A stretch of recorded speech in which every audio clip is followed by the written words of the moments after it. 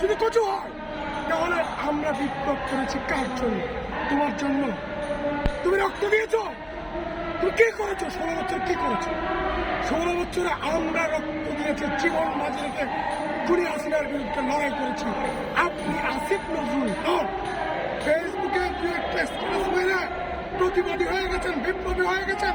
বিপ্লবী হওয়াতে শোনা না, আপনি বিপ্লবকে হুমকির সম্মুখীন করেছেন। আপনি বিগত 5 মাসে যা করেছেন, আওয়ামী লীগের আমলা দুর্নীতিবাজ যারা খুনি হাসিনাকে রক্ষা করেছে, যারা খুনি হাসিনার রক্ষা কবচ ছিল, যারা বাংলাদেশকে দুর্নীতিতে ধ্বংস করে দিয়েছে, সেই সব আমলাদেরকে রেখে আপনি সরকার চালাচ্ছেন।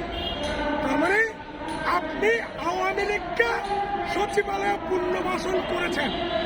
এর ফল হচ্ছে সচিবালয়ে আগুন, বাজারে আগুন, শেয়ার বাজারে আগুন, বিপ্লবীদের মনে আগুন, আন্দোলনকারীদের মনে আগুন, জনগণের মনে আগুন, জনগণের হৃদয়ে বিস্ফোরণ হচ্ছে, বিস্ফোরণ। আপনি থামেন। আসিফ নজরুলকে বলে ডক্টর ইউনূস সরকারের যেসব মন্ত্রী, যেসব উপদেষ্টা জনগণের বিরুদ্ধে অবস্থান নিয়েছেন তাদেরকে অপসারণ করে আমাদের দাবি হচ্ছে এই সাংবাদিক অত্যাচার, সাংবাদিকদেরকে সচিবালয়ে নিষিদ্ধ যে করা হয়েছে এগুলো বন্ধ করতে হবে। আজকেই বন্ধ করতে হবে এবং আগুন ঘটনার জন্য সুষ্ঠু তদন্তের জন্য সচিবালয়ে যেসব সাংবাদিক প্রবেশ করার অ্যাক্টিভিশন কার্ড রয়েছে, অধিকার রয়েছে, তাদেরকে সবাইকে সচিবালয়ে সুযোগ করে দিবেন এবং যে সাংবাদিকদেরকে নিষিদ্ধ যে করেছেন সে অর্ডার বাতিল করবেন। 2,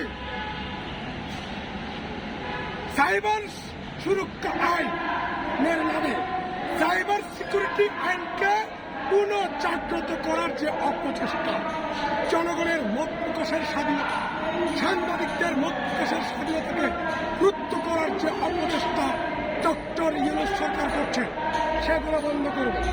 3, যেসব আমলারা দেশকে ধ্বংস করে দিয়েছে, লুটে পুটে খেয়ে ফেলেছে, আওয়ামী লীগকে শক্তি জুগিয়েছে, নতুন বাকশাল আনার প্রক্রিয়া করেছিল, সেই আমলাদেরকে দ্রুত অপসারণ করবেন, সচিবালয় পরিষ্কার করবেন।